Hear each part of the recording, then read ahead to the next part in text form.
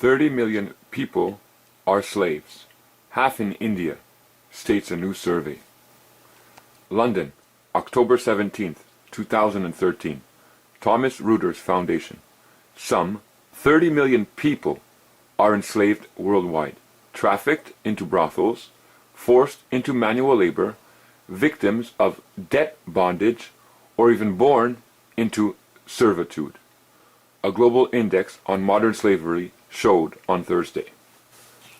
Black Laws, the 4th edition. Servitude, the condition of being bound to service, the state of a person who is subjected voluntarily or otherwise to another person as his servant. So we're looking at the word servitude.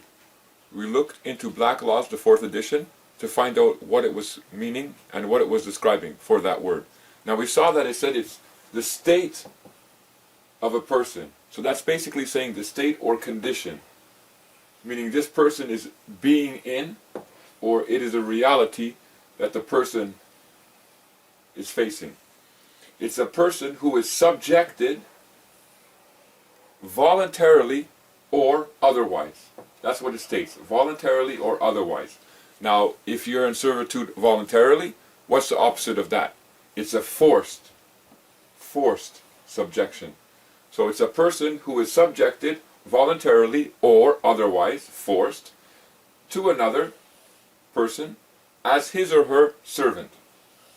So this is what servitude means. It means that an individual, a person, is being forced or is voluntarily submitted, subjected, bowed their knee down to serve another person. That's servitude. So servitude can be voluntary, breaks down into being voluntary, or servitude can be forced upon you. And that servitude is to serve another person. So this other person has a will, has desires, and has wants. And they request that you fulfill, you serve them voluntarily or perhaps forcibly. You serve their will, their desires, and their wants. And you have no choice. You have to fulfill this person's will, desires, and wants. That's because you're being held in servitude and you have to give them service. When someone is in servitude to another person, the one that they are serving or have pledged allegiance to have rules.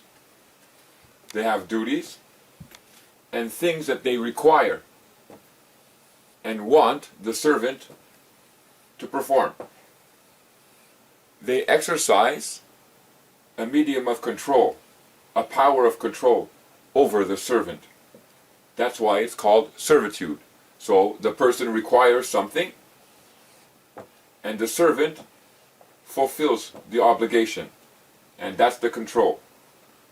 We, as individuals, have a human right and fundamental freedom that says no one can hold us or force us into servitude. Oath or affirmation of citizenship for Canada. I swear or affirm that I will be faithful and bear true allegiance to Her Majesty Queen Elizabeth II, Queen of Canada, her heirs and successors, and that I will faithfully observe the laws of Canada and fulfill my duties as a Canadian citizen. Black Laws, the 4th edition.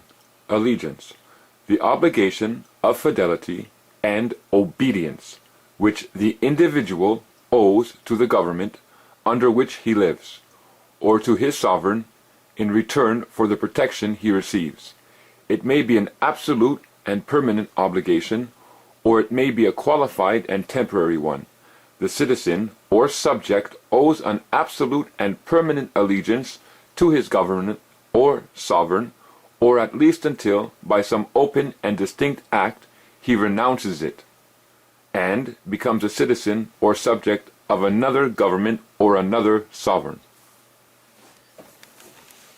What they've done here in Canada is that they forced the Canadian citizen, a Canadian citizen, has pledged allegiance to the Queen Queen Elizabeth II, who is titled or designated Queen of Canada. And through that Pledge of Allegiance, now they have produced upon their own self an obligation of fidelity and obedience to the Queen. Because the Queen is the sovereign of Canada. So they take on a responsibility of obligation, of fidelity and obedience to the Queen, and they're being held in servitude and are serving the Queen. How? Through the enactments, regulations. That's why you see when you read the enactments and the regulations, it says, therefore, Her Majesty, with the advice and consent of the Senate and the House of Commons, therefore grants royal assent to such and such laws. It's Her Majesty that's giving royal assent to the laws, and these laws, these rules, these obligations and duties, through the enactments, are placed upon the servant, who's in servitude, who's pledged allegiance, that Canadian citizen. Now, in that article that we saw recently, it said 30 million people across the world are being held in slavery, and they use the example servitude.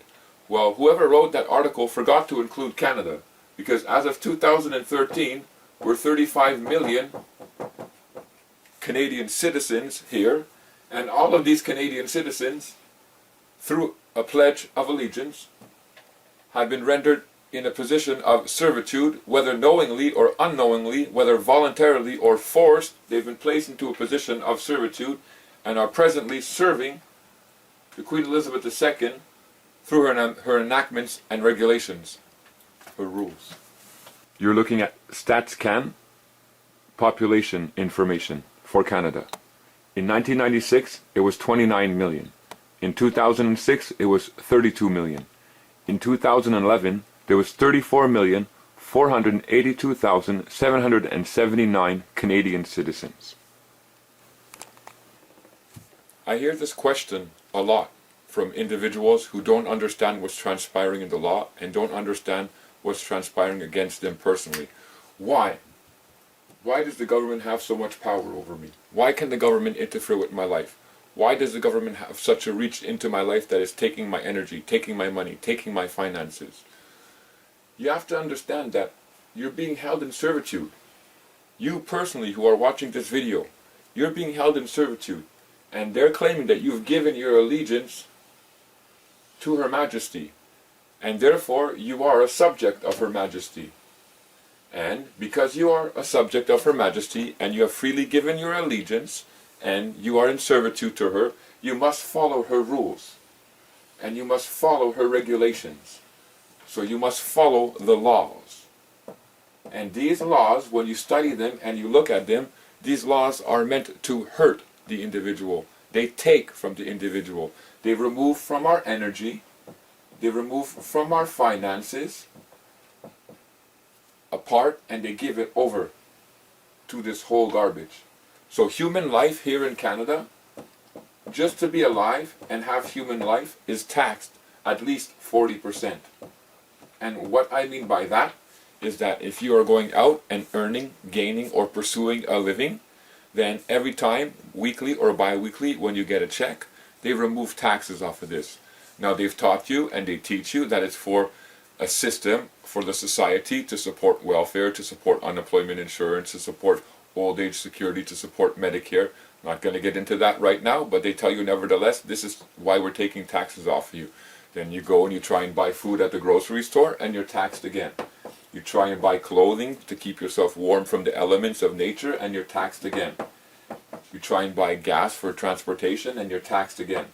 So when you add up all these taxes that they've thrown upon us or thrown at that Canadian citizen, that one who's in servitude, you're looking at even more than 40%. But let's just say it's 40% taxes upon the human life.